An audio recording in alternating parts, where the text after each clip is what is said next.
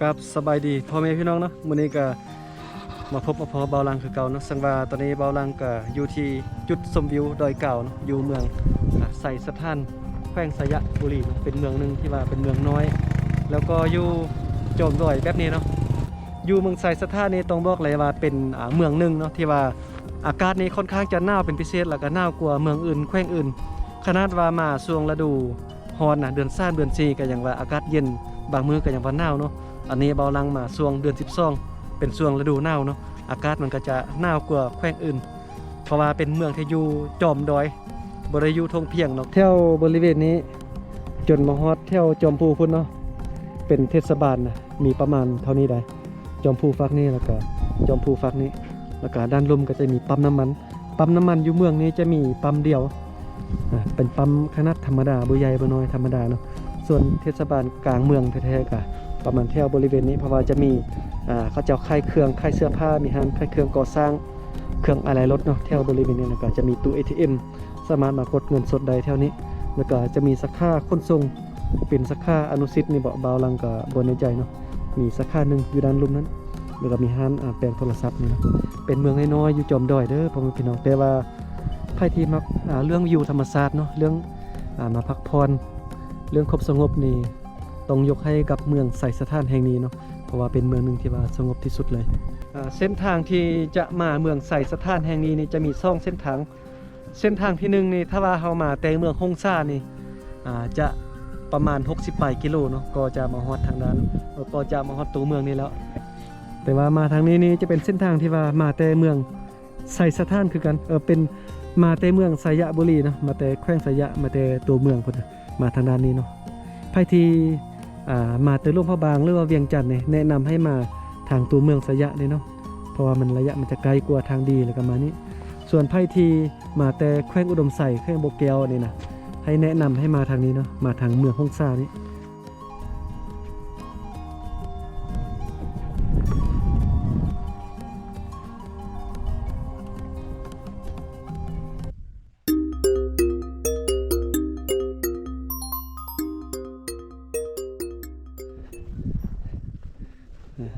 ส่วนสาโศกใสว้าเพิ่นบ่อยู่นะเจ้าของบ่อยู่เนาะเบาหลังมักอยู่บรรยากาศแบบนี้นะแต่งเฮือนแบบนี้แล้วก็อยู่เนาะมีห้องนอนมีน้ำใสไฟฟ้าใสแล้วก็นั่งหันกินข้าวชมวิวว้าทุกงามขนาดเบาหลังมักขนาดเนาะอยู่นี่นะตอนนี้น้ำหมอกเริ่มมาแล้วว้าท่าบุงเนาะทางนั้นนี่อันน้ำหมอกปกคลุมอะไรบุงเนาะลมพัดมาหนาวขนาดเลยตอนนี้ภายในกายมาเมืองไสสถานเนาะ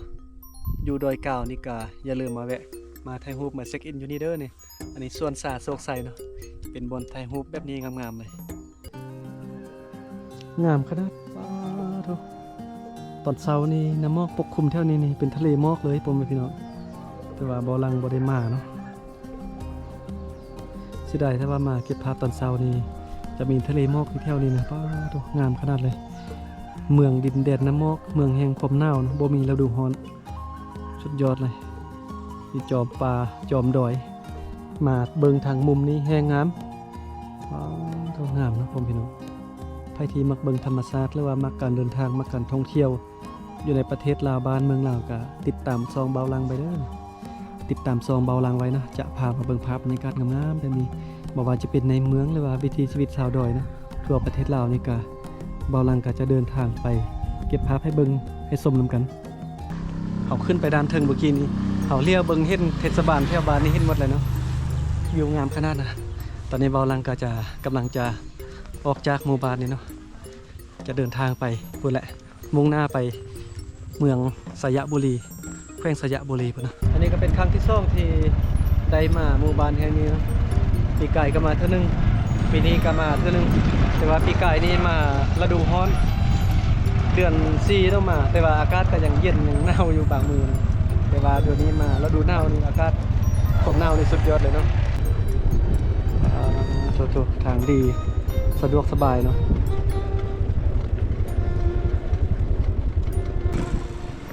มาเบิ่งบนตักน้ำนิดนึงเนาะตักน้ำบักหลาย อยู่ในกลางบ้านก็จะมี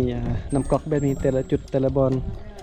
เหือนล่างใดที่มีน้ำก๊อกแบบนี้อยู่ใกล้เหือนก็สบายเนาะบ่ได้แบกบ่ได้ฮับบ่ได้ย่างไปไกลเมืองใส่สถานในส่วนหลายที่สุดเลยจะเป็นคนเผาไกลนะบ่ฮู้ภาษาเกินเลยยักลมแต่ก็บ่ฮู้ภาษากันเนาะตอนนี้เบาลังก็เดินทางมาฮอดเข้าที่สายแดนเมืองสยบุรีแข่งสยบุรีนะซึ่งว่าถ้าว่าข้ามขั้วไปทางด้านนั้นก็แม่นเมืองใส่สถานแข่งสยบุรีนะถ้าว่าข้ามขั้วมาทางด้านนี้ก็แม่นเมืองสยบุรีแล้วเนาะแข่งสยบุรีแล้วบัดนี้สายแดนก็จะอยู่ขั้วนี้อันนี้จะเป็นขั้วข้ามน้ำบ้านขอนเปียบเนาะอยู่สายแดนระหว่างเมืองสยบุรีกับเมืองใส่สถานเนาะบรรยากาศอยู่นี่งามเลยอยู่งามสายน้ำจะไล่มาแต่ด้านถึงพุ่นเนาะเป็นขั้วเล็กแบบนี้สาวบ้านพากันสักเครื่องหาป่า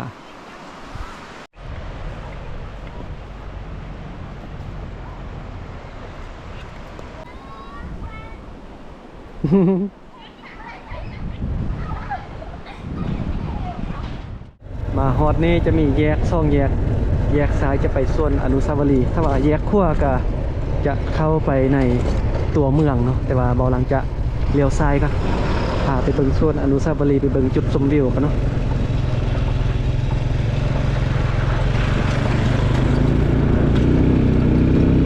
ต้องทางซื้อขนาด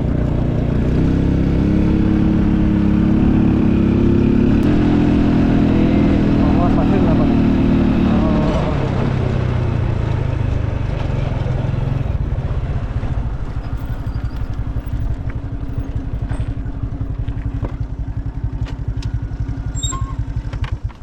มาฮอดแล้วเนาะจุดชมวิวว่าทางซื้อขนาดเลยซื้อจนไปฮอดเทศบาลตัวเมืองบริเวณนี้ก็จะเป็น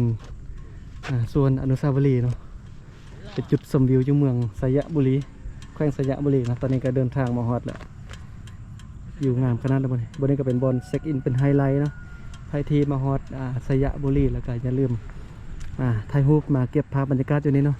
ขี่รถไปซื่อๆนั่นก็จะเป็นเส้นทางไปในเทศบาลตัวเมืองละเดินทางจากเมืองใส่สถานเนาะมาฮอดมาถึงแล้วโอเคนะคลิปนี้การเดินทางของเบาลังกามาคนนี้ก็เข้าอนุญาตจบคลิปเพียงเท่านี้ก่อนเดียวคลิปต่อไปเบาลังจะ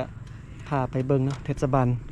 ตัวเมืองสยบุรีว่าเป็นอย่างไรเนาะไปขี่รถแล้วก็ไปเที่ยวไปชมนำกันแต่ว่าคลิปนี้ขอจบคลิปเพียงเท่านี้กันเด้อ